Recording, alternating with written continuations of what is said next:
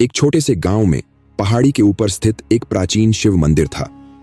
कहा जाता था कि इस मंदिर में शिव स्वयं निवास करते हैं और जो भी सच्चे दिल से यहां प्रार्थना करता है उसकी हर मनोकामना पूरी होती है।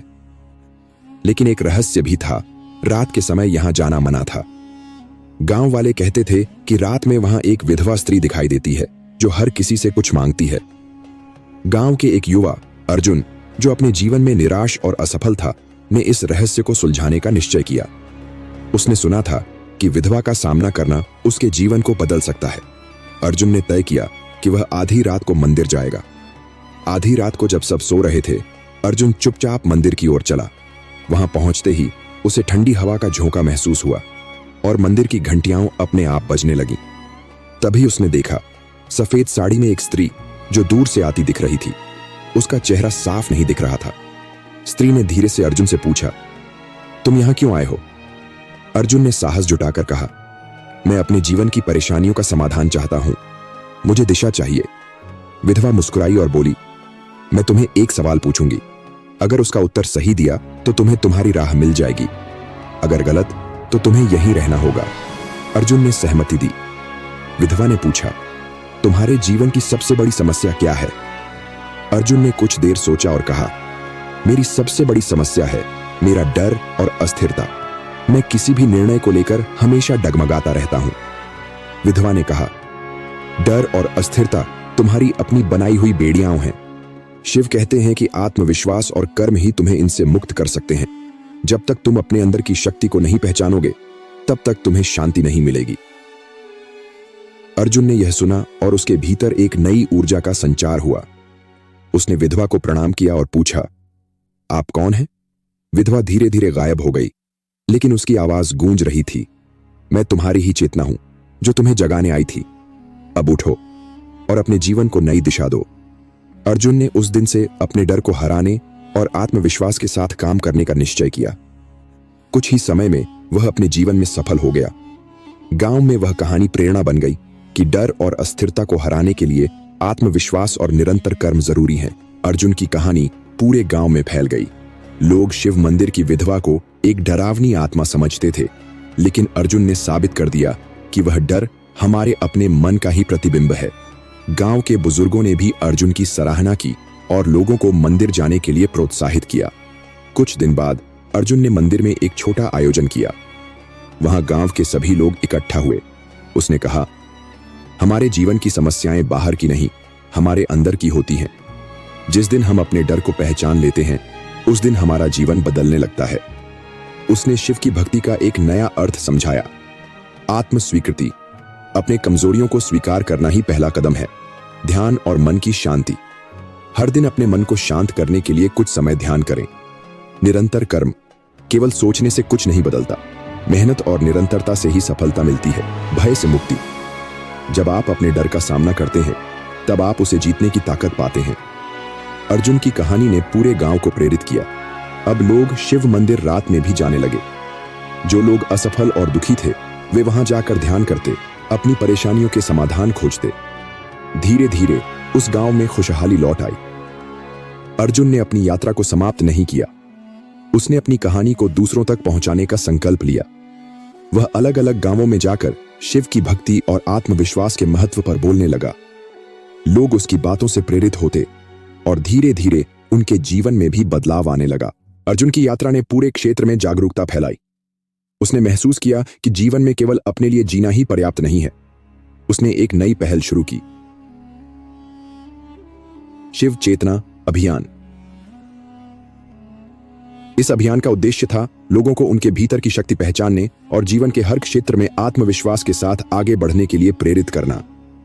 अर्जुन ने शिव मंदिर को एक आध्यात्मिक केंद्र में बदलने का सपना देखा, जहां लोग केवल पूजा करने नहीं, बल्कि अपने मन की शांति और समस्याओं का समाधान खोजने के लिए आए।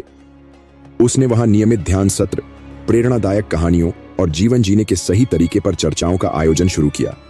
एक दिन अर्जुन ने मंदिर के सबसे पुराने पुजारी से पूछा, यह विधवा कौन थी? क्या इसका कोई ऐतिहासिक महत्व है? पुजारी मुस्कुराए और बोले, यह विधवा कोई साधारण आत्मा नहीं थी। वह एक तपस्विनी थी जिसने जीवन भर अपने पति की मृत्यु के बाद शिव की आराधना की। उसकी साधना इतनी प्रबल थी कि उसने अपनी आत्मा को शिव में विलीन कर दिया, लेकिन उसने यह प्रण लिया था कि जो भी यहाँ डर या असमंजस में आएगा, उसे राह दिखाने के लिए वह यहाँ प्रकट होगी। यह सुनकर अर्जुन भावुक हो गया।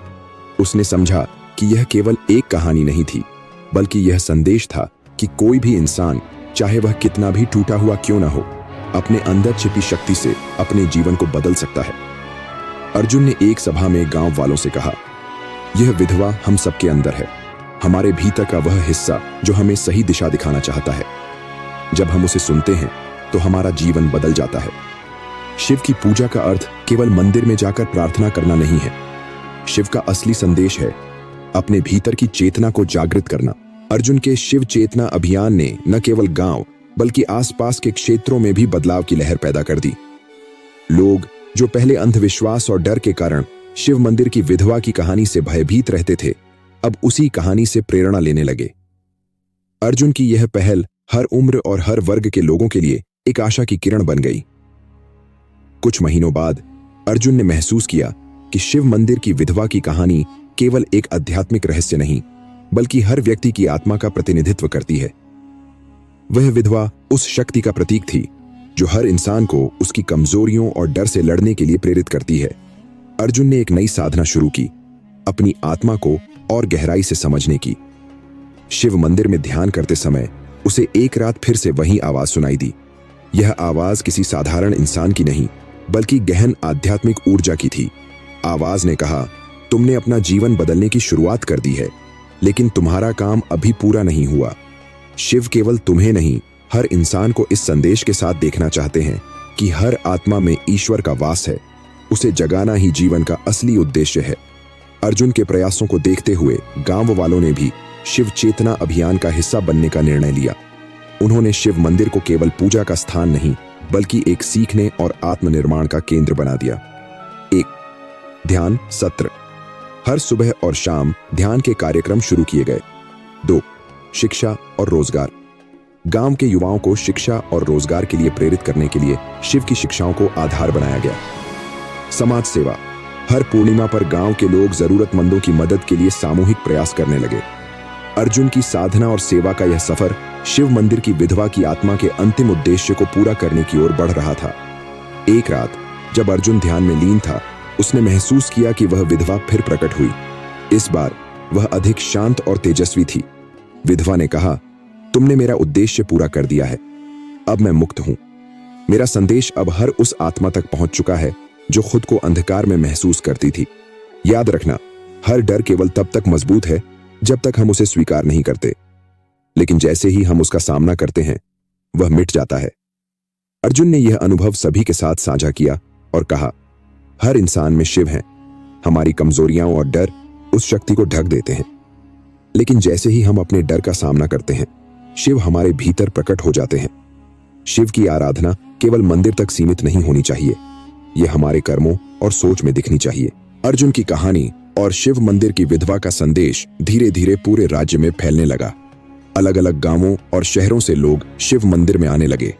अब यह स्थान केवल पूजा का स्थल नहीं, बल्कि आध्यात्मिक मार्गदर्शन और प्रेरणा का केंद्र बन चुका था।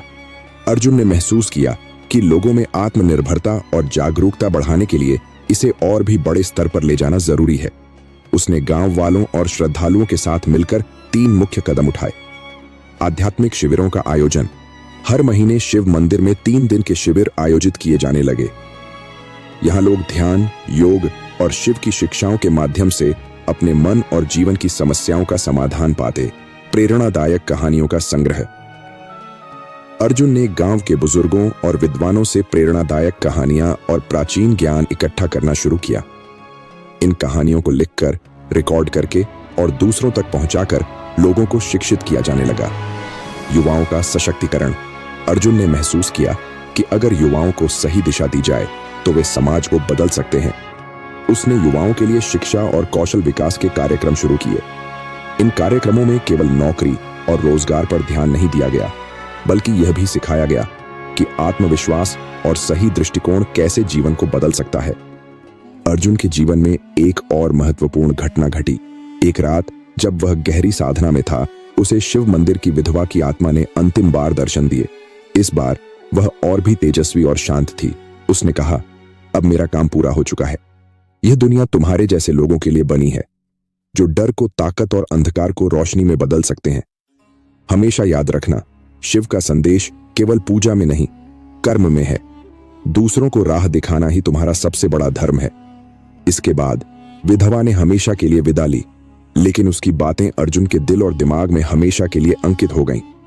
अर्जुन ने शिव चेतना अभियान को केवल एक गांव तक सीमित नहीं रखा, उसने इसे राज्य और देश के अन्य हिस्सों में फैलाने का बीड़ा उठाया। लोग उसकी बातें सुनने के लिए दूर दूर से आने लगे। कहानियां और शिक्षाएं लाखों लोगों के जीवन में बदलाव लाने लगीं। एक बड़े आयोजन में अर्जुन ने लोगों से कहा, डर, असफलता और अंधविश्वास केवल हमारे दिमाग की उपज हैं। शिव हमें सिखाते हैं कि जीवन का असली अर्थ अपने अंदर छिपी शक्ति को पहचानने और उसे सही दिशा में लगाने में है। जब आप अपने भीतर के शिव को जागृत कर लेते हैं, तो दुनिया की कोई ताकत आपको रोक नहीं सकती। शिव मंदिर की विधवा अब केवल एक रहस्य नहीं, बल्कि एक आंदोलन बन गई थी। यह कहानी हर व्यक्ति को यह सिखाती है कि जीवन में डर और अंधकार का सामना करने के लिए आत्मविश्वास, कर्म और ज्ञान की जरूरत है। डर से लड़ना, हर इंसान के भीतर डर होता है, लेकिन उसे पहचान कर हराना ही सच्ची जीत है। 2.1 आत्मनिर्भरता, दूसरों पर निर्भर रहने के बजाय अपनी समस्याओं का समाधान खुद खोजें। कर्म और भक्ति का संतुलन, जीवन में कर्म करते हुए ईश्वर पर विश्वास रखें। ज्ञान का प्रसार, जो सीखा है उसे दूसरों तक पहुंचाकर उनके जीवन को भी बेहतर बनाएं। शिव मंदिर की विधवा की कहानी खत्म हो चुकी थी, लेकिन इसका संदेश अनंत काल तक प्रेरणा देता रहेगा। अर्जुन ने दिखा दिया कि असली बदलाव अंदर से शुरू होता है और दुनिया तक फैलता है। यही जीवन का सबसे बड़ा सत्य है। अर्जुन का शिव चेतना अभियान अब केवल एक आंदोलन नहीं, बल्कि एक क्रांति बन चुका था। उसने हर वर्ग, हर समुदाय को यह सिखाया कि शिव की पूजा केवल मंदिर में नहीं, बल्कि कर्म, सेवा और ज्ञान के माध्यम से की जा सकती है। शिव मंदिर अब केवल एक धार्मिक स्थल नहीं था, यह एक आध्यात्मिक विश्वविद्यालय बन चुका था, जहां लोग अपने डर और असफलताओं से उबरने का मार्गदर्शन पाते। यहां बच्चों, युवाओं और बुजुर्गों के लिए विशेष कार्यक्रम आयोजित होते। बच्चों के लिए नैतिक शिक्षा, प्राचीन कथाओं और शिव की शिक्षाओं के माध्यम से बच्चों को सही और गलत का फर्क समझाया जाता। 2 युवाओं के लिए आत्मनिर्भरता प्रशिक्षण, युवाओं को मानसिक मजबूती और रोजगार के लिए जरूरी कौशल सिखाए जाते। बुजुर्गों के लिए ध्यान और शांति, बुजुर्गों के लिए ध्यान और योग सत्रों का आयोजन किया जाता, ताकि वे मानसिक और शारीरिक शांति प्राप्त कर सकें। एक दिन शिव मंदिर में एक विशाल सभा में अर्जुन ने अपने जीवन की अंतिम शिक्षा दी। उसने कहा, शिव की आराधना केवल मंत्रों और फूलों से नहीं होती। शिव को प्रसन्न करने का सबसे सरल तरीका है अपने भीतर के डर और अस्थिरता को पहचान कर उसे हराना। जब आप अपने जीवन को उद्देश्यपूर्ण और सकारात्मक बनाते हैं, तब आप सच्चे शिव भक्त बनते हैं। अर्जुन ने अपने जीवन के अंतिम वर्षों को शिक्षा और समाज सेवा में समर्पित कर दिया। उसकी प्रेरणा से हजारों लोग अपने जीवन में बदलाव लाने में सक्षम हुए। जब अर्जुन ने अपनी अंतिम सांस ली, तो पूरे गांव ने उसे सम्मानित करते हुए कहा, अर्जुन ने हमें सिखाया कि हर व्यक्ति के भीतर शिव है। उन्होंने हमें उस शक्ति को पहचानना सिखाया। आज भी शिव मंदिर और अर्जुन की कहानी हर श्रद्धालु के लिए प्रेरणा है। शिव चेतना अभियान एक ऐसी विरासत बन चुका है जो अनगिनत लोगों के जीवन को सकारात्मकता और उद्देश्य से भर रहा है। इस कहानी से प्रेरित होकर आप भी अपने जीवन में बदलाव ला सकते हैं। टोट और डर का सामना करें, अपने डर को पहचानें और उसे अपने आत्मविश्वास से हराएं। निरंतर सीखें, हर दिन एक नई बात सीखें और अपने जीवन में लागू करें। दूसरों की मदद करें, जो भी ज्ञान और अनुभव आपने अर्जित किया है उसे दूसरों तक पहुंचाएं। शिव के संदेश को अपनाएं, अपने कर्मों को सकारात्मक और उद्देश्यपूर्ण बनाएं। शिव चेतना अभियान से जुड़ें और इसे अपने जीवन का हिस्सा बनाएं।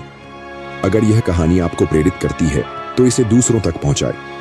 शिव का संदेश हर दिल तक पहुंचना चाहिए। यही सच्ची भक्ति है। हर आत्मा में शिव है, बस उन्हें जगाने का